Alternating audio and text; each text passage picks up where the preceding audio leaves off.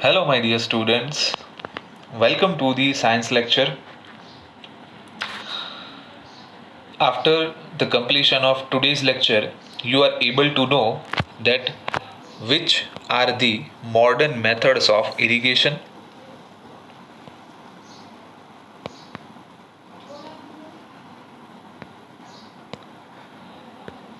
Wait a second.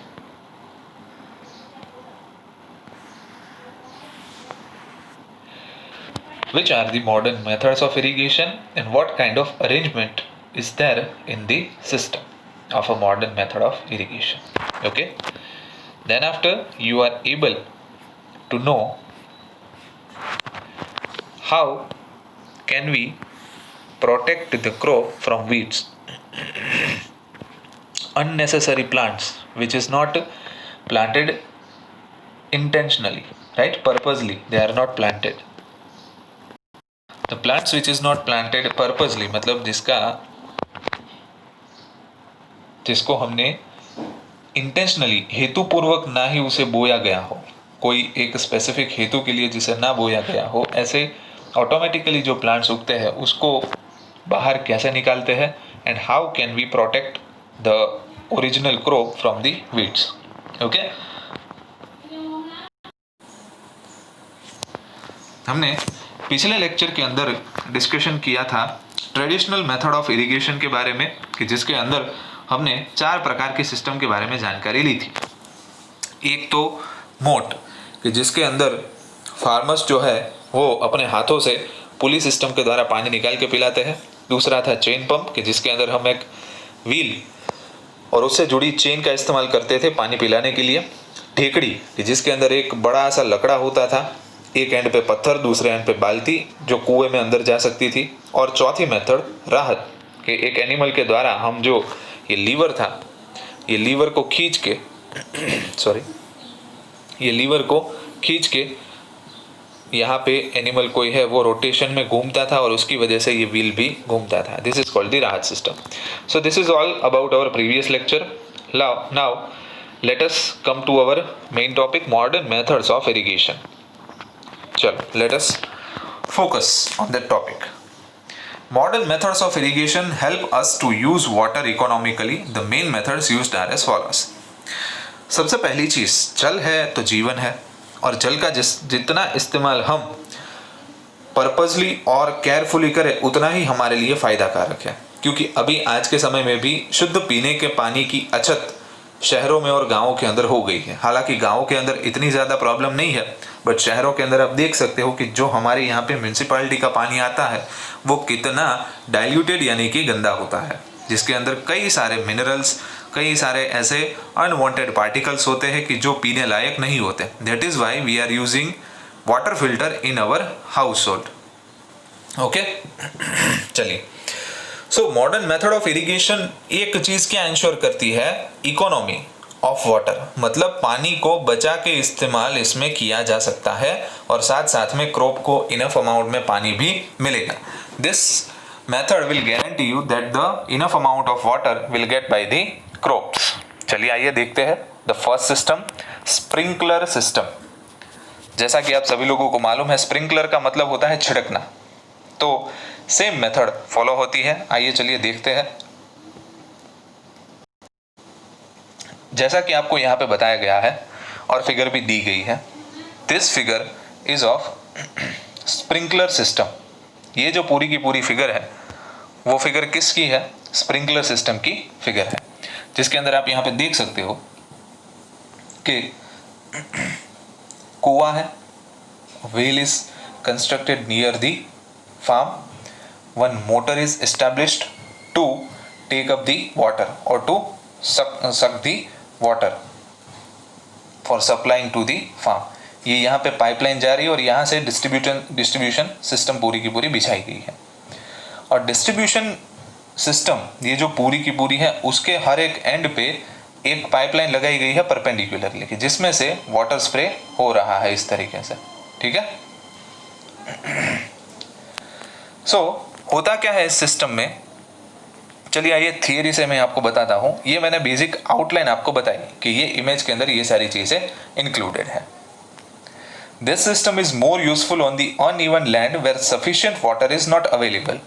Where the water availability is not sufficient, at that place the sprinkler system is very useful.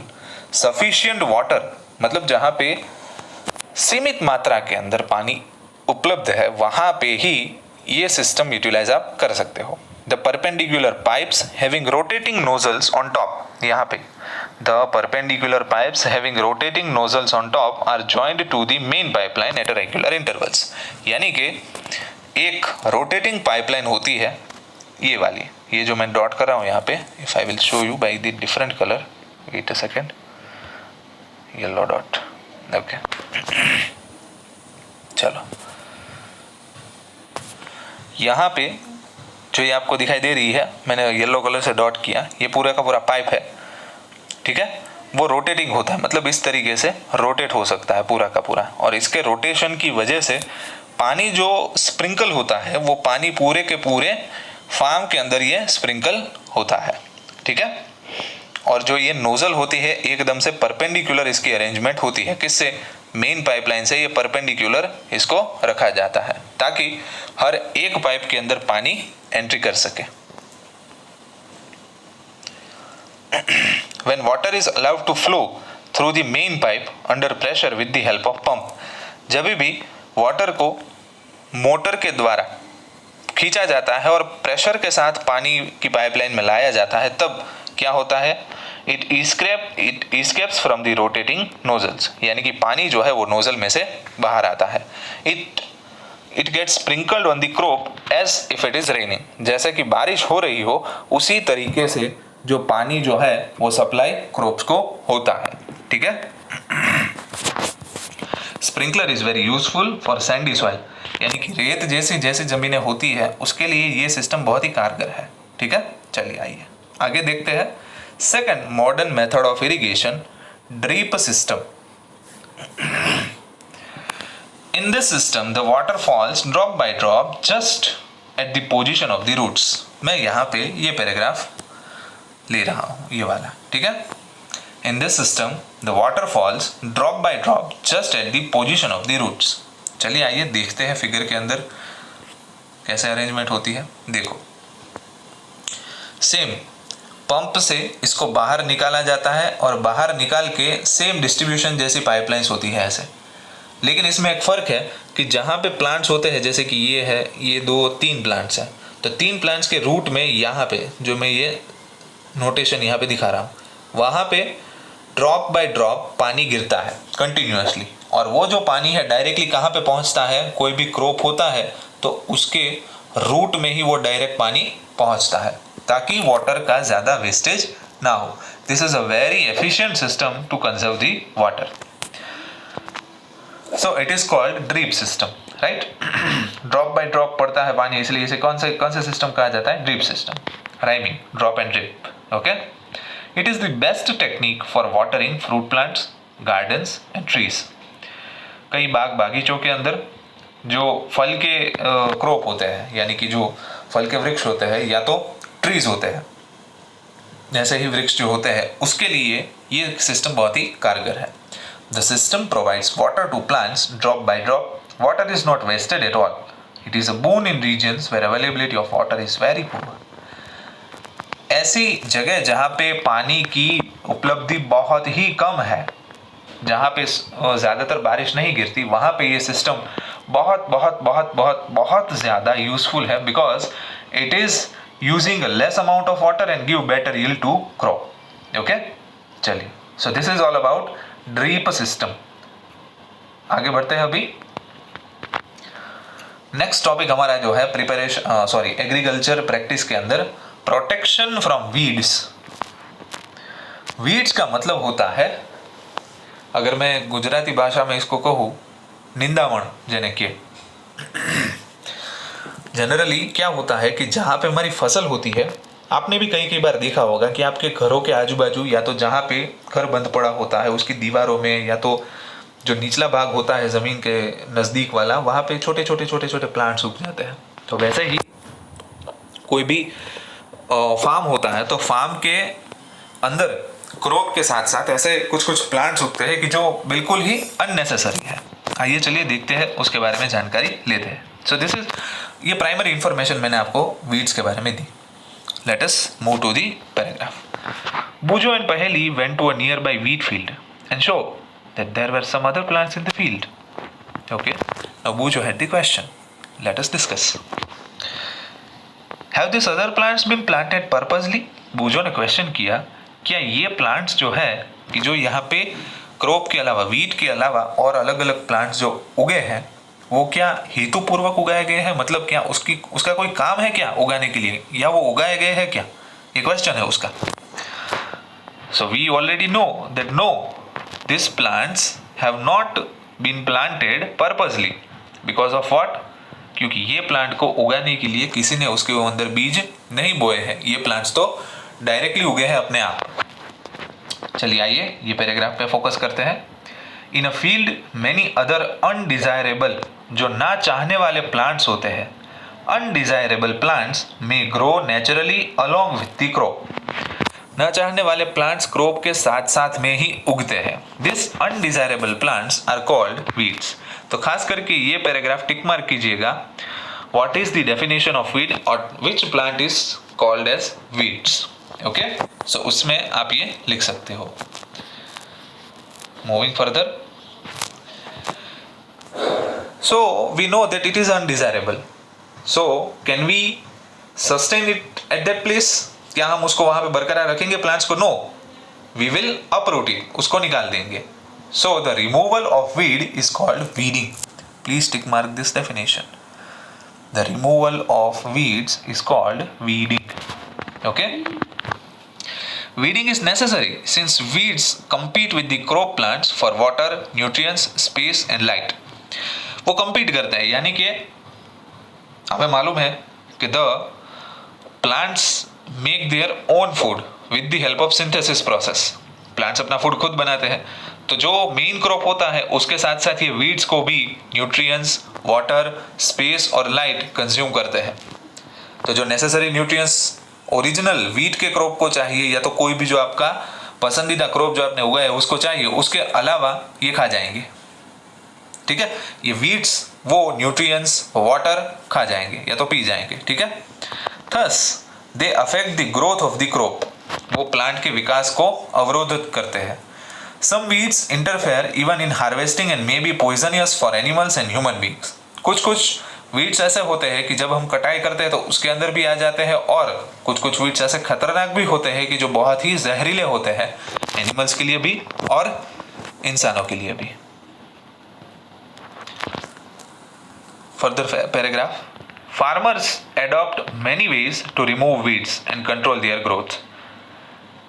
Tilling before sowing of crops helps in uprooting and killing of weeds.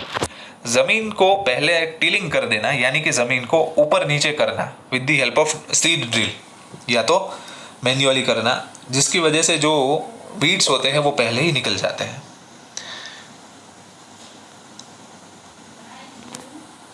यहां से आगे बढ़ते हैं। Which में then dry up and get mix with the soil, यानी कि जब भी हम टिलिंग के समय उस वीड्स को निकाल दे तो वो सॉइल के साथ घुल मिल जाते हैं, मतलब डिकम्पोज हो जाते हैं। The best time for the removal of weeds is before they produce flowers and seeds. सबसे अच्छा समय ये वीड्स को दूर करने का वो होता है कि जब भी उसमें से बीज या तो उसके फ्लावर्स, उसके फूल बाहर ना निकल गए हो, वरना तो वो पूरा ग्रो हो जाता है। The manual removal includes physical removal of weeds by uprooting or cutting them close to the ground. सबसे अच्छी टेक्निक ये है कि अगर मैं आपको बताऊं, ये जो दातरड़ू क्या है, दातरड़ू, ओके, हार्वेस्टिंग के अंदर उसके बारे में हम देखेंगे। सो सिकल, इसका नाम सिकल है। सिकल के द्वारा हम इसे हाथों से रूट्स में से ही निकाल सकते हैं, उसे अपरूट कर सकते हैं, मतलब रूट में से, मूल में से निकाल देते हैं उसको। This is the physical method that we are using to weeding, uses for weeding. This is done with the help of khurpi. खुरपी के साथ भी आप निकाल सकते हो, हिंदी में इसे कहा जाता है, और मैन्युअली सिकल कहा जाता है। A seed drill is also used to uproot weeds. Seed drill भी इस्तेमाल की जाती है वीड्स को निकालने के लिए। Weeds are also control by using certain chemicals called weedicides. Tick mark करिएगा इसको। हाथों से अगर ना निकालना हो तो वीड्स को ऐसे केमिकल्स आते हैं जिसको वीडीसाइड्स कहते हैं, उसके द्वारा भी निकाल सकते हैं। लाइक 2,4-D, ये उसके नाम है। This are spread in the field to kill the weeds. उसको खेतों के अंदर स्प्रे किया जाता है ताकि वीड्स जो है वो जल जाए और उसका खात्मा हो जाए। They do not damage the crops. ये जो वीडीसाइड्स होते हैं वो ओरिजिनल क्रॉप को डैमेज नहीं करते। The weedicides are diluted with water to the extent required and spread in the fields with a sprayer. ये वीडीसाइड्स बहुत ही सैचुरेशन फॉर्म में होते हैं, यानी कि बहुत ही तेज इसकी दुर्गंध होती है। इसको पानी के साथ मिला के उसके बाद छिड़काव किया जाता है। बूझो भाई आगे चलिए, उसका कुछ क्वेश्चन है। बूझो, पूछो क्या सवाल है आपका। Do weedicides have any effect on the person handling the weedicide sprayer? क्या वीडीसाइड स्प्रे कर रहे इंसान के ऊपर कोई फर्क पड़ता है, या तो उस फार्मर को कोई इफेक्ट होती है, असर होती है उसके ऊपर? डेफिनेटली। चलिए आइए देखते हैं। ये फिगर है, इसके अंदर आप देख सकते हो कि ये ग्रीन कलर के जो वीड्स है उसके ऊपर ये फार्मर पंप के द्वारा वीडीसाइड्स स्प्रिंकल कर रहा है और उसने मुंह पे कुछ बांधा हुआ है, ग्रीन कलर का मास्क है। जैसा कि ये तो अभी रूटीन हो गया हमारे लिए भी, मास्क भी सिर्फ फार्मर्स के लिए नहीं, ठीक है। चलिए आइए इस पैराग्राफ से देखते हैं। As already mentioned, the weedicides are sprayed during the vegetative growth of weeds before flowering and seed formation. जैसे कि हमने पहले भी कहा कि बीज और उसका फूल ना निकल जाए उससे पहले ही उसको निकाल देना चाहिए, वीड्स को निकाल देना चाहिए। वेजिटेटिव ग्रोथ जब उसका स्टार्ट हो उसके पहले ही उसकी कटाई हमें कर देनी चाहिए। तो उसके लिए उसके ऊपर केमिकल स्प्रे हम कर सकते हैं। स्प्रेइंग ऑफ वीडीसाइड्स में affect the health of farmers. कोई किसान के स्वास्थ्य को ये बड़ी गंभीर रूप से असर कर सकता है, because it is a poisonous chemical used to remove the weeds. So they should use these chemicals very carefully. They should cover their nose and mouth with a piece of cloth during spraying of this chemical. तो नाक और मुंह को mask से cover कर लेना चाहिए ये केमिकल के छिड़काव करने के टाइम, ठीक है। तो ये था प्रोटेक्शन फ्रॉम दी वीड्स। तो आशा है आप सभी लोगों को मज़ा आया होगा, लेक्चर में कुछ आपने फ्रूटफुल आउटपुट गेन किया होगा। जैसा कि मैंने कहा था, at the end of lecture you are able to understand modern methods of irrigation and how to protect the crop from the weeds. चलिए, we will meet soon in next lecture. Till that time, thank you, stay home, stay safe.